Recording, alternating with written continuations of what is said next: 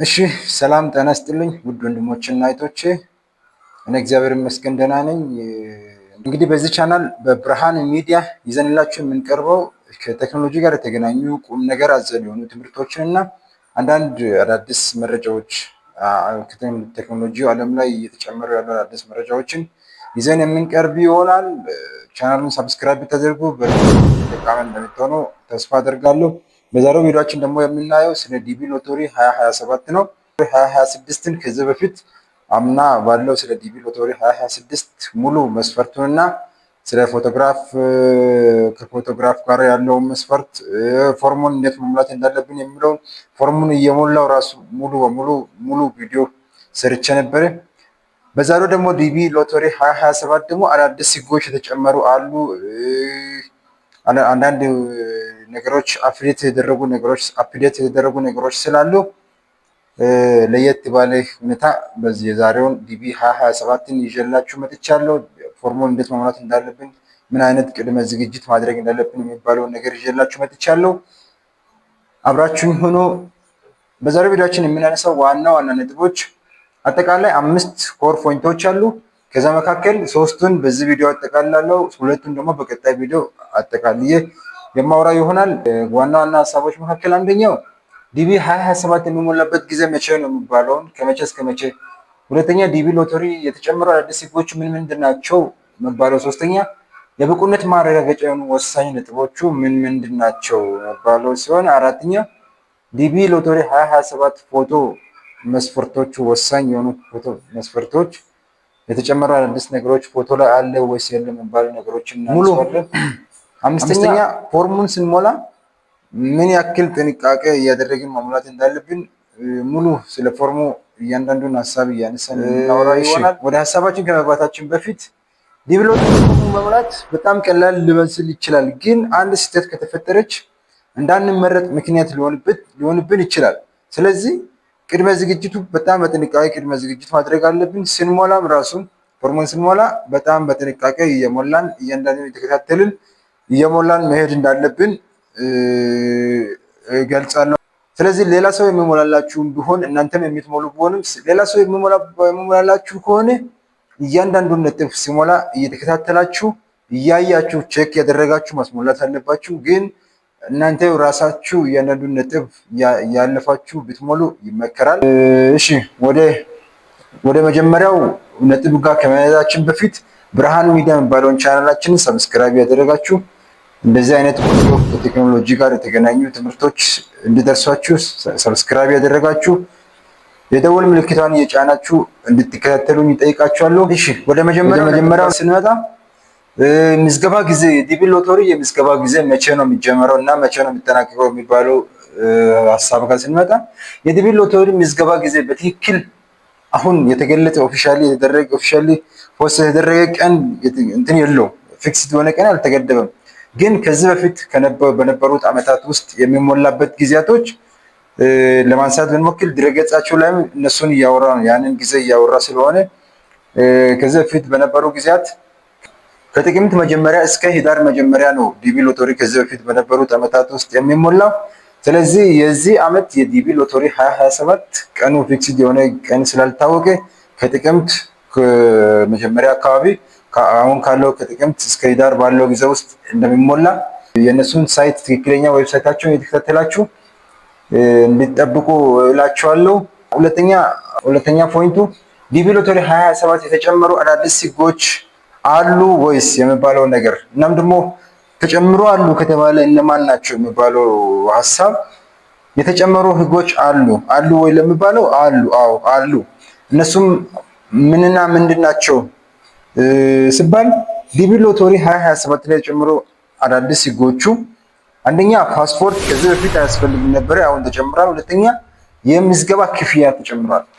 ስለዚህ እነሱን እናወራለን። ሁለተኛ ነጥብ ላይ በፓስፖርት ዙሪያ ስናወራ ከዚህ በፊት በነበረው ዲቢ ፕሮግራም ባለው እንትን ከሆነ ፓስፖርት የሚያስፈልገው ዲቢ ሎተሪ ካለፍን በኋላ ለኢንተርቪው ስንዘጋጅ ነው ፓስፖርት የምናወጣው።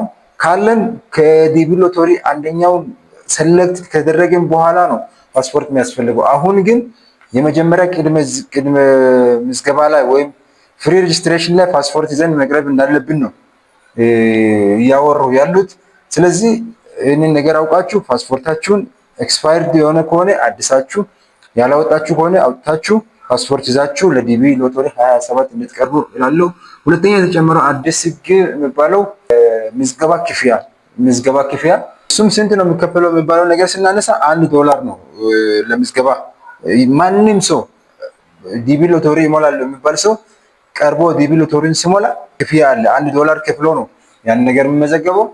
መቼ ነው ክፍያው የሚካሄደው የሚባለውን ነገር እናንተ ጥንቃቄ አድርጋችሁ ከአጭበርባሪዎችም ጥንቃቄ ማድረግ እንድትችሉ መቼ ነው ያ ክፍያው የሚከፈለው የሚባለውን ነገር ስናነሳ ይህ ክፍያ የሚከፈለው ፎርሙን የዲቢን ፎርም ከሞላችሁ በኋላ ፎርሙን የመጀመሪያውን ፎርም መረጃችሁን ሙሉ ከሞላችሁ በኋላ ከዛ በኋላ እነሱ ደግሞ ምዝገባው ክፍያውን የሚከፍሉበት መግቢያ ያዘጋጃሉ።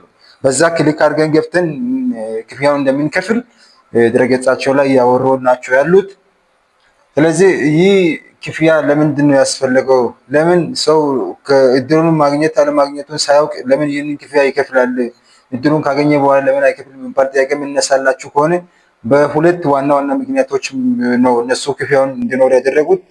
አንደኛ ሰው ሎተሪን ዝም ብሎ ደጋግሞ ውድቅ እንደሚያደርግ እንኳን ሳያውቁም ይሁን ደጋግሞ አንድ ሰው ብዙ ስለመሞላ ክፍያው ካለ ሰው ደጋግሞ መክፈል ስለማይፈልግ ያንን ነገር ለማስወገድ ለመቀነስ ለወዳቸውን ለመቀነስ በሚባል ያንን ክፍያ አኑረዋል። ሁለተኛ ይህንን ዲቢ ሎተሪ ማኔጅመንት ወይም እጣ እስከሆነ ድረስ ያለውን የአስተዳደራዊ ወጪዎችን ከራሳቸው ነበር ከዚህ በፊት የሚያደርጉት። አሁን ግን እያንዳንዱ ሬስቶራንት ወይም እያንዳንዱ ተመዝጋቢ ሲመጣ $1 ይዘው ከመጡ በዛ የማኔጅመንት ወይም ማኔጅመንት ወጪያቸውን ለመሸፈን አስበው $1 በእያንዳንዱ ተመዝጋቢ ላይ ጥለዋሉ ማለት ነው። ስለዚህ ክፍያው በዚህ አይነት ሁኔታ ነው እንትን የሚለው። ስለዚህ $1 የሚከፈለው የሚመለስ ሳይሆን በቃ ተከፍሎ በዛ የሚቀር ብታልፉም ባታልፉም ከገቢ የሚሆን ስለሆነ ይሄንን አውቃችሁ መዘጋጀት አለባችሁ።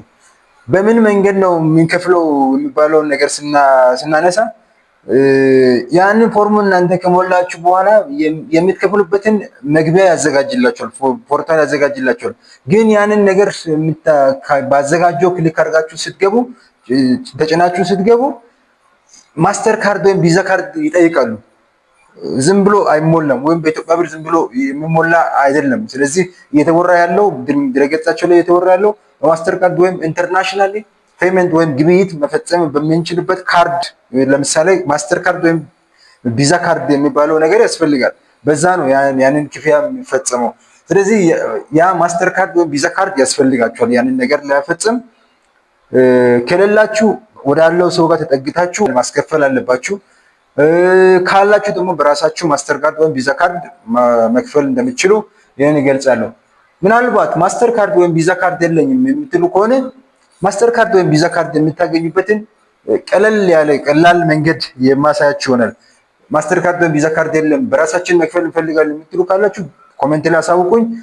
ኮሜንታችሁን አይቼ በዚህ ማስተር ካርድ ወይም ቪዛ ካርድ በቀላሉ በአጭር ጊዜ ውስጥ እንዴት እንደምታገኙ በአንድ ቀን ወይም በሁለት ቀን ውስጥ እንዴት እንደምታገኙ ቪዲዮ የሚሰራላችሁ ይሆናል።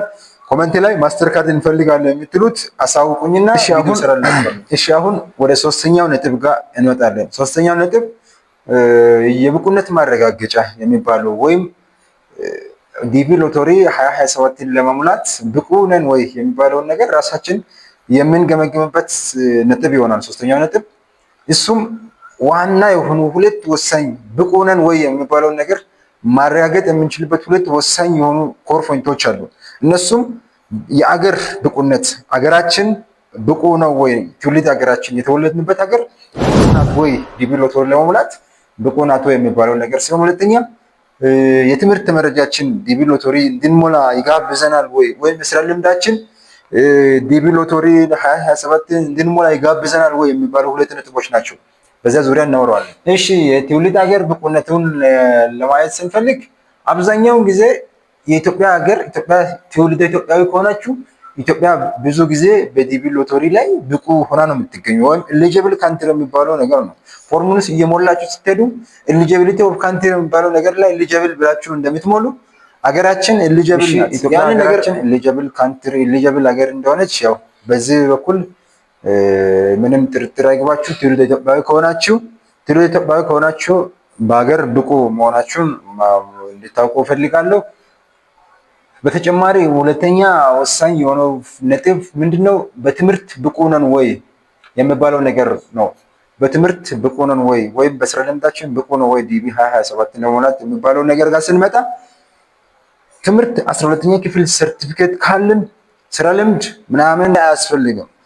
12ኛ ክፍል ሰርቲፊኬት ካላችሁ በትምህርት በኩል ያለውን ብቁነት አሳክታችኋል ማለት ነው። ግን የ12ኛ ክፍል ሰርቲፊኬት ከሌላችሁ 12ኛ ክፍል ያጠናቀቃችሁበት ሰርቲፊኬት ከሌላችሁ ስራ ልምድ ያስፈልጋችኋል። አሁን ካላችሁበት ወደ ኋላ ስትቆጥሩ 5 ዓመታት ውስጥ የ2 ዓመት ስራ ልምድ ይዛችሁ መቅረብ የምትችሉ ከሆነ ይህም ስራ ልምድ እነሱ ባስቀመጡት ዌብሳይታቸው ላይ ባስቀመጡት መሰረት የነሱ ወይም የውጭ ጉዳይ ወይም የዩኤስ ሰራተኛ ዲፓርትመንት ወይም ዩኤስ ዲፓርትመንት ኦፍ ላቦር ላይ በተመደቡት ስራ አይነቶች መካከል ጆብ ዞን 4 እና ጆብ ዞን 5 ያው እነሱ ዘርዝረዋል፣ በሳይታቸው ላይ ዘርዝረዋል። ጆብ ዞን 4 እና 5 መካከል ያላችሁ ከሆነ 12ኛ ክፍል ሰርቲፊኬት ባይኖራችሁ የዲቢ ሎተሪ ለመሙላት በስራ በኩል ብቁ ትሆናላችሁ ማለት ነው። ስራ ጆብ እናንተ የምትሰሩበት ስራ በጆብ ዞን 4 እና 5 መካከል የማይገኝ ከሆነ ወይም ደግሞ የ12ኛ ክፍል ሰርቲፊኬት ይዛችሁ መቅረብ የማትችሉ ከሆነ በዚህ ከትምህርት ጋር ከስራ ጋር ባለው ክራይቴሪያ ስለማታሟሉ ዲቢ ሎተሪ 2027ን ብትሞሉ የማግኘት እድላችሁ ትንሽ ይሆናል ማለት ነው። ስለዚህ ራሳችሁን በዚህ መገምገም አለባችሁ። ጆብ ዞን 4 ወይም 5 እንዴት ነው ማወቅ የምንችለው የሚባለው ነገር እኛ ጆብ ዞን የትኛው ጆብ ዞን እንዳለን እንዴት ነው ማወቅ የምንችለው የምትሉትን ነገር ማወቅ ስላለባችሁ የራሳችሁን ስራ መገምገም ስላለባችሁ እዚህ ጋር መታችሁ ያው ኦ ስታር ኔት ኦንላይን የሚባለው እንትን አለ አዲስ ዊንዶው እዚህ ጋር መታችሁ ከፍታችሁ እዚህ ጋር መታችሁ ኦ ስታር ስትሉ ኦ ስታር ኔት ስፔስ ኦንላይን ብላችሁ ሰርች ታደርጋላችሁ። ጆብ ዞን 4 እና 5 ነን ወይ የሚባለው ነገር ለማወቅ ያው እዚህ ጋር መጥቷል። መጀመሪያው ላይ ኦነት ላይ ክሊክ ታደርጋላችሁ። በመጀመሪያው ላይ ክሊክ ታደርጋላችሁ።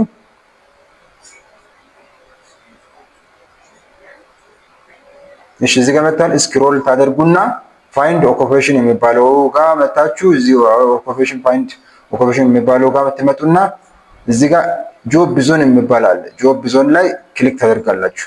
ጆብ ዞን ላይ ክሊክ ካደረጋችሁ በኋላ ወደ ላይ ስክሮል ታደርጉና ሊትል ኦር ኖ ፕሪፓሬሽን ኒድድ የሚባለው እንትን አለ። እሱ ላይ ድሮፕ ዳውን የሚደረግ ሊስት አለው። እሱ ላይ ክሊክ ስታደርጉ ወታች ድሮፕ ዳውን ይደረጋል። ኦል ጆብስ የሚባለው ቦታ ላይ መታችሁ ክሊክ ስታደርጉ ከዚያ ብሮዝ ትላላችሁ። ብሮዝ ስትሉ ይኸው ጆብ ዞን አይነቶችን ይዘረዝራል። ስለዚህ እዚህ መካከል አሁን ለምሳሌ ጆብ ዞን 4 አካውንታንት እና ኦዲተር ጆብ ዞን 4 ነው። አክተር ጆብ ዞን 2 ነው። አያችሁ አክተር የሆነ የ12ኛ ክፍል ሰርቲፊኬት ከሌለው በስራው ጆብ ዞን 2 ላይ ስለሚገኝ ዲቢ ሎተሪ ከሞላ እድል የማግኘት ቻንሱ ትንሽ ነው። ስለዚህ አክተር ወይ 12ኛ ክፍል ሰርቲፊኬት ያስፈልጋል። 12ኛ ክፍል ሰርቲፊኬት ከሌለ ስራው እሱን ስለማያሟላ ስራ ልምድ 2 ዓመት ስራ ልምድ ቢኖረው አይጠቅመውም ማለት ነው። ያው የማግኘት ቻንሱ እየጠበበ ይመጣል። ስለዚህ እናንተም እንደዚህ እዚህ ጋር ሰርች የራሳችሁን ስራ እዚህ ጋር መታችሁ ትፈልጉና ጆብ ዞን ስንት ነን ያለን የሚለውን ነገር እዚህ ጋር መታችሁ የራሳችሁን ስራ ፈልጋችሁ አግኝታችሁ ብትሞሉ አሪፍ ነው። ያው እርግጠኛ ለመሆን እንትኑ ላይ የሚወርቀው እጣው ስላልደረሰ ብቻ ነው ወይስ ክራይቴሪያም ስላላሟላ ነው የሚባለው ነገር ለማወቅ ራሳችሁን ነገር ቼክ ያደረጋችሁ ብትሞሉ እመርጣለሁ። የዛሬው ቪዲዮአችን ይሄንን ይመስላል። በዛሬው ቪዲዮአችን ወሳኝ የሆኑ ነጥቦችን አንስተናል። ጠቃሚ የሆኑ ነጥቦችን ከዲቢ ሎተሪ 2027 ጋር በተገናኘ አንስተናል። ቪዲዮ ጠቅማችሁ ከሆነ ላይክ አድርጉልኝ። ለጓደኞቻችሁም ጠቃሚ ሆኖ ይገኛል ብላችሁ ታስቡት ሼር ያደረጋችሁ ለብዙዎች እንዲደርስ ተደርጎ አሳስባችኋለሁ። ቻናላችን ብርሃን ሚዲያን ሰብስክራይብ ያደረጋችሁ ላይክ ሼር ያደረጋችሁ እኔንም ሰፖርት አድርጉኝ። ጀማሪ አካባቢ ዩቲዩበር ነኝ። ሰፖርት አድርጉኝ። በቀጣይ ቪዲዮ እስክንገናኝ ድረስ ቸር ሰንብቱልኝ። አመሰግናለሁ ቪዲዮውን ስለተከታተላችሁት።